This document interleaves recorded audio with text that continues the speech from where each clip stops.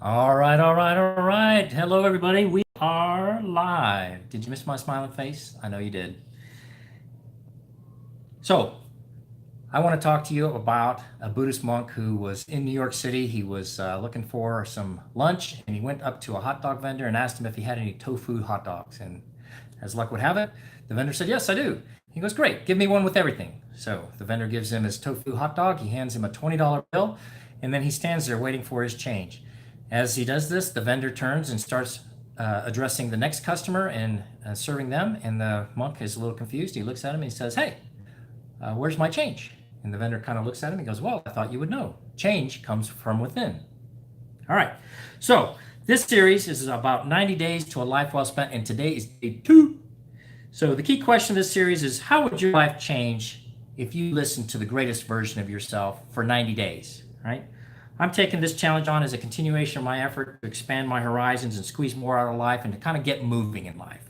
And I want to maximize the impact I can make on others. And I'm stretching in my capacity. I'm pursuing my potential in this effort.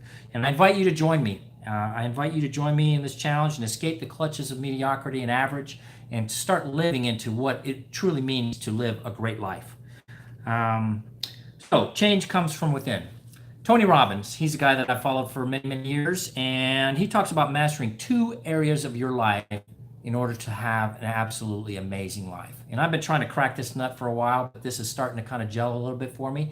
But these 2 areas are the science of achievement and the art of fulfillment. All right, so think about that: science of achievement and art of fulfillment. And within that context, he says there are 6 fundamental needs that every person has. Every person has these needs. These are things that are not things you like or want to pursue, but they are actually needs. They're things like food and water and needs that psychologically and fundamentally deep in the human psyche, these are things that you actually have to pursue in order to live life. So the first 2 are related and kind of opposite, but one is certainty and 2 is uncertainty. So the idea of certainty is a sense of security and a sense of knowing that things are going to be okay and that you can get along. The uncertainty comes with the idea that it has to be kind of mixed up. It can't be completely the same and completely predictable. You have to have this sense of variety, this sense of adventure, this sense of something new and exciting in your life. Otherwise, you'll just be bored and you'll kind of want to gouge your eyes out. Okay, the third one is a sense of significance. And this is something that is a little bit, I don't know, a little bit dichotomous in that I always thought that this was one of the higher ones, but he says that if you pursue significance to its end, then it can be something attuned to leaning your ladder against the wrong wall, because you can get a great sense of significance by doing very, very bad things. Okay. Hitler got a real sense of significance in what he did during World War II. People that join gangs get a sense of significance through the power and the respect that they demand through the tactics that they use in gangs. And so having a sense of significance can mean many different things based on the context that you have it. Okay. The fourth one is a sense of love and connection. And this is the idea that we're all kind of connected to each other and we all are part of one continuous and congruent same. And it's about relationships. All right. So those 4 things: certainty, uncertainty, significance, and love and connection. Those are the first 4 of 6 fundamental needs. The last 2 are where Tony Robbins says that you will kind of make the most of your efforts and get the most bang for your buck if you focus on the next 2. If you focus on the next 2, then the other 4 will kind of fill themselves in, right? And those are growth and contribution. So growth and contribution. Growth is really what this series is about. This 90-day sprint to the end of the year is about your personal growth. And so this is the key to fulfilling your urges for happiness and fulfillment. And if you ask any parent what they want for their kids, you're going to get a variety of answers, and they're going to fall into all different kinds of categories about professional success, about success in their marriage, about success in finances, about success in their health, about those sorts of things.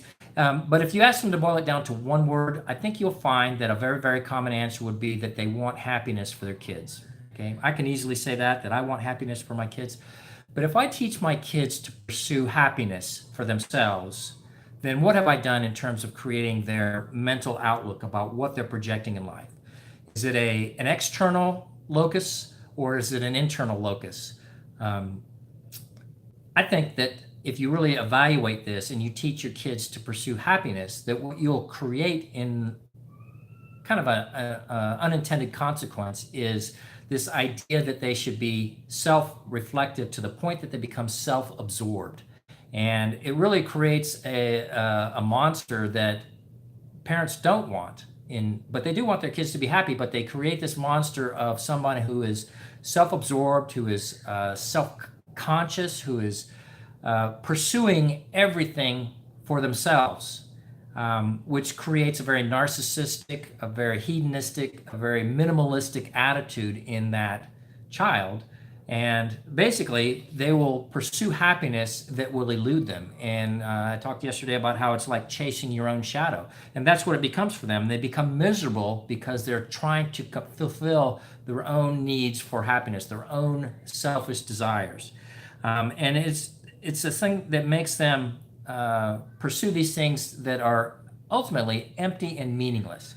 And so, in pursuing the science of achievement in your own personal growth, there's this Bible verse that talks about what you shall be has not yet been revealed. And so it's about advancing yourself and becoming what you already are by uncovering it in your growth. And so this idea is rooted in the concept of becoming a lifelong learner, of never being satisfied with what you know or what you think you know, at the expense of continuing to grow from that point. And so you become better every day. And so this 90-day sprint is all about personal growth. It's all about growing toward a better version of yourself in just one quarter, instead of some empty platitude of a New Year's resolution that's designed to fulfill everything in 1 year's time.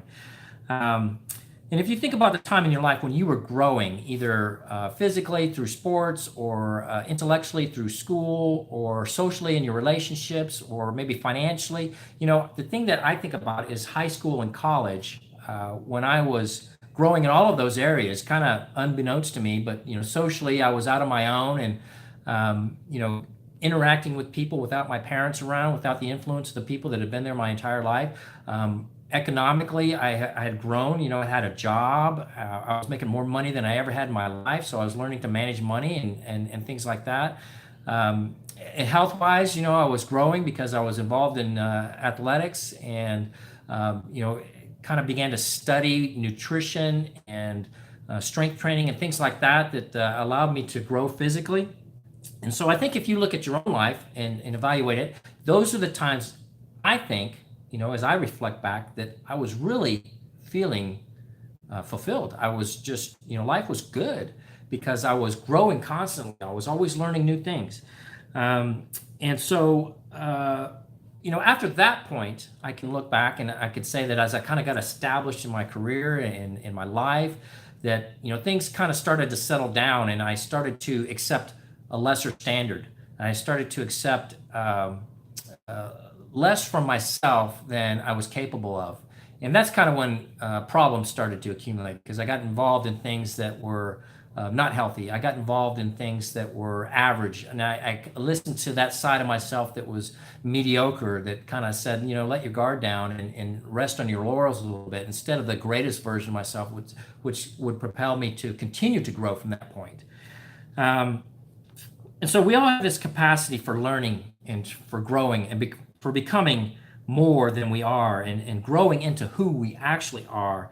And the thing is, I think not many people pursue this once they get past a certain point. And it's because we get trapped in our way of being and listening to the average, mediocre version of ourselves instead of paying attention to the greatest version of ourselves and to really kind of continue to stretch ourselves and pursue our capacity and chase our potential, even though we'll never catch it.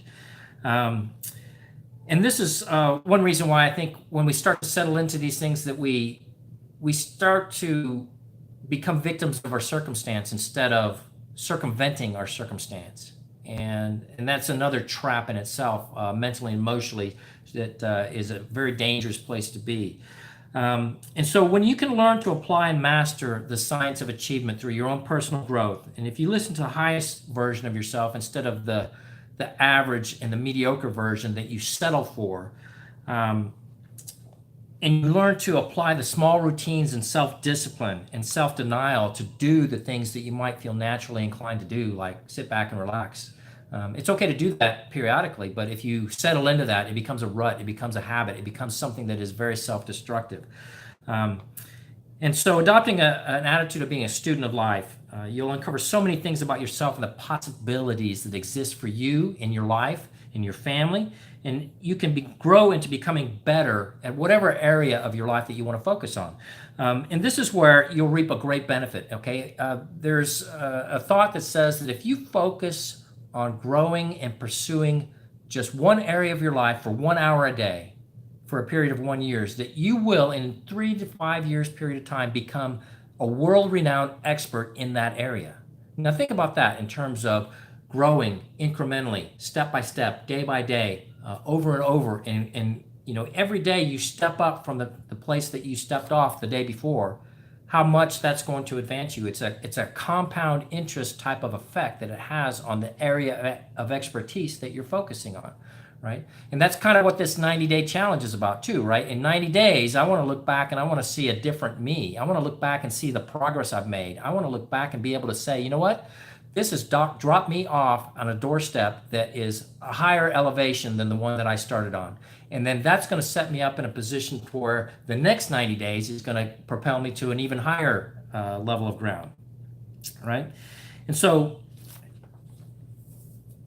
there's this idea also that I've heard that hell is the person you are meeting the person you could have been. Okay, that's where regret is going to show up. If you ignore this and you continue to listen to the average, mediocre version of yourself instead of starting to pay attention to the greatest version of yourself, your true self, one that you're going to grow into, then that's where you're going to, at some point, look back and realize that you could have been somebody more than who you are, right? And so mastering the science of achievement is part of that. But the other part of that is mastering the art of fulfillment, okay? And so there's this idea of a potluck dinner that I've conveyed before where, a potluck dinner is where everybody shows up and brings a dish for everybody to participate in a meal, a picnic, whatever the case may be. And in my life, I've been to these potlucks and I brought a meal or a contribution that really wasn't worth contributing, right? It's like bringing a box of cereal to the potluck dinner and then putting it on the table as you go enjoy everybody else's bringings, and they look at your contribution and bypass it, and at the end of the day, you end up taking the box of cereal home, right? The next iteration of that is you make a dish and you bring it, and you put it on the table and everybody enjoys it. And the next iteration is that you bring it, and not only do you bring it, but you go through a lot of effort to make a really, really fine dish, right? And you put it on the table. Now, think about this also, is I've been the guy that's gone to the potluck dinner and I brought my own dish and I've eaten it myself without sharing it, right? So if I brought my own box of cereal and then ate everybody else's, that's one thing. But if I brought my own dish and then I didn't put it on the table and I just ate my own bringings, what good is that for everybody? What kind of contribution does that make to the potluck, right? And worse would be if I actually grew my skills and talents and I really kind of went to some culinary advancements and made a really, really nice dish that everybody wanted to partake in, and I sat down and ate the whole thing myself. What would that say about it? Okay, so the real measure of what you bring to the potluck is not only what you bring, but how you contribute, right? If you just put it on the table and walk away and let everybody enjoy it, that's great. That's participating. But what if you made an extra dish, you brought 2 dishes, and then you stood behind the serving line and measured out the portions for everybody so that the most people could enjoy your potluck contribution, right? How would that be different than just bringing it up and putting it on the table, right? So the idea behind this contribution is to whom much is given, much is expected, right? As you grow yourself into the person that you already are and listen to the greatest version of yourself, and you become more and more every day through 90 days and through a successive period of 90-day challenges, much more is going to be expected of you as people recognize the capacity that you've grown into, right? And this is the idea for yourself, is that you can do more for others if you've done most with yourself.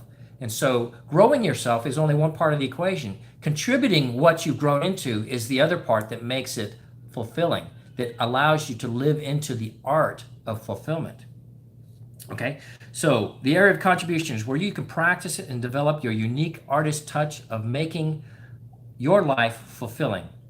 And the secret, ironically, lies in making life fulfilling for someone else, right? If you pursue happiness, you end up miserable. But if you pursue making other people happy, that will come back to you, right? And it is an ironic little dichotomy in life that the most self-serving thing you can do is to serve others. And when you do that, then you can master the art of fulfillment. So that's it. 6 fundamental human needs. We're all driven to satisfy them, and the last 2 are the ones that kind of bring everything together. And if you can focus on your own personal growth and the contribution you make, then that's when the others will fill in the blanks. Okay? And so let's see. These are the things that I like to call the keys to the kingdom, right? The keys to the kingdom of living a fulfilling life, a rewarding life. One that brings, as Cicero says, comfort to the soul. It's far beyond enduring a mediocre existence of just average and getting by, existing as time ticks off the clock of your life. Remember, change comes from within.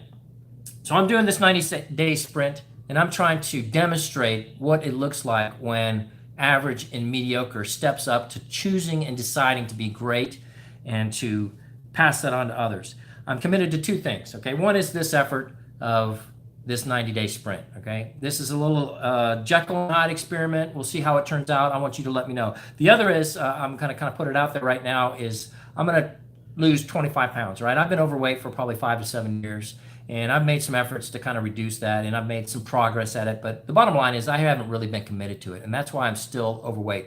I want to get down to 195 pounds by the end of this year, right? So that's about 25 pounds for me. In 90 days time, that should be easily doable. It's about 2 pounds a week. And so nothing that's extraordinary in that regard, but it's still a big deliberate effort. And so you let me know how that looks like. 195 pounds, we'll see. Okay, if you want to revisit this video, you can take a look at it at my blog. It's on my website, 360degreeresults.com, 360degreeresults.com, and I'll have these archived there. You can take a look back at them. This kind of grows on a series of blogs that I've been doing for a couple of months. And that's all for today. You'll see my smiling face the next time around. Remember, change comes from within. So here's to us and those like us living a life well spent. Until then, put your game face on, right? Be deliberate and listen to your greatest self instead of the average and mediocre self that shows up by default. So, have a great day. Game on.